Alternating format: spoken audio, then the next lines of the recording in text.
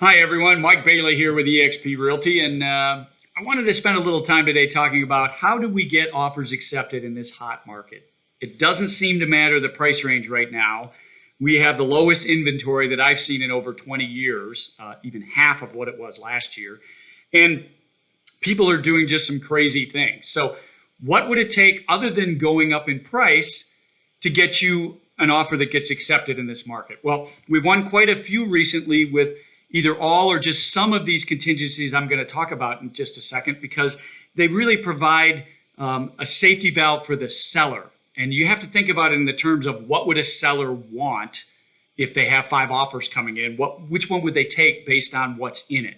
So let's take a look at a few of these things. First of all, if you're dealing with condos, and most people don't know this, but in a condo, you only own from the studs in. You don't own the deck. You don't own the patio. You don't own the roof or the siding. That's all owned by the condo association. So really, you don't have to worry about those things in an inspection.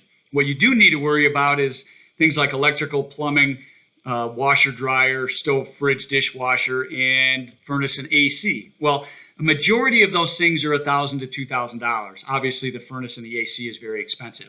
So if you know that you have an AC and a furnace that are relatively new, get a home warranty on the property and waive the inspection contingency. Now, I really don't like waiving inspection contingencies for houses, but on condos, again, if you get a warranty and everything's newer, you're probably covering yourself for a minimum of a year for anything that's going to break.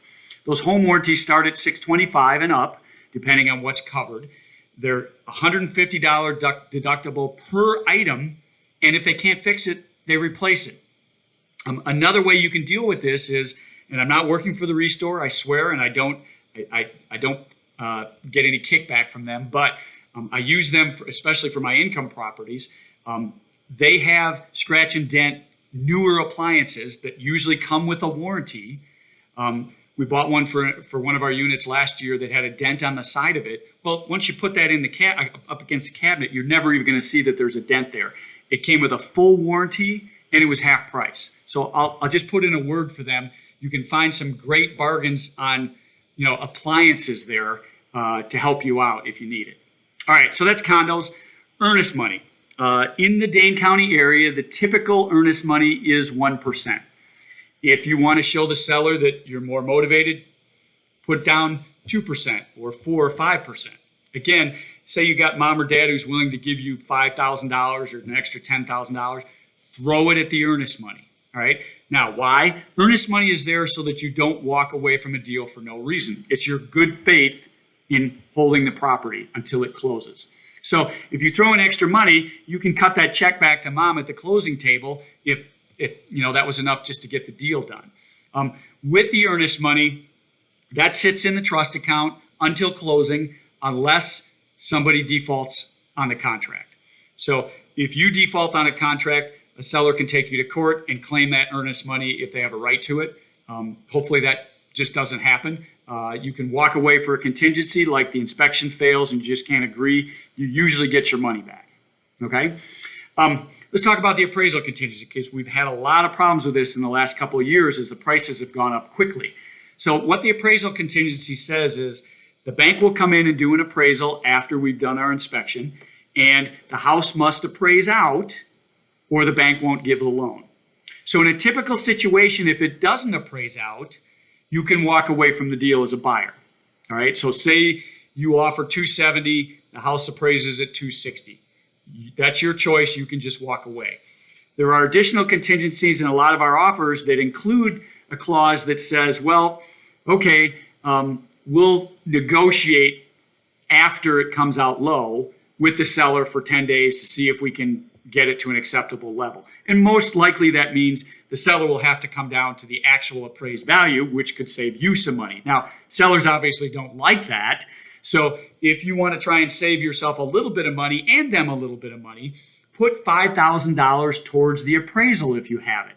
So if you know you're competing with 20 offers and you know you're coming in more than the house is really worth because you're willing to pay that, put extra money towards the appraisal so that if the appraisal comes out low, you will go up by that dollar amount and the seller will be happy. So if you're writing it 280, the appraisal comes in at 270, and you'll say that you'll put 5,000 towards the appraisal, then the seller will come down to 275, you'll go up to 275, and everybody will be happy. Okay? Again, that appraisal contingency, it's a struggle these days because appraisers aren't supposed to say, well, the market's going this way, so I'll give you 20,000 extra. They're actually supposed to have actual sold comparables, and they can give a little bit above that, but they can't give a significant amount above that, because they've cracked down on how appraisers do their business after the market crash in 2007. Probably the last clause I want to talk about is the escalation clause. And what does that mean? Well, escalation means you're going to put it in at one price.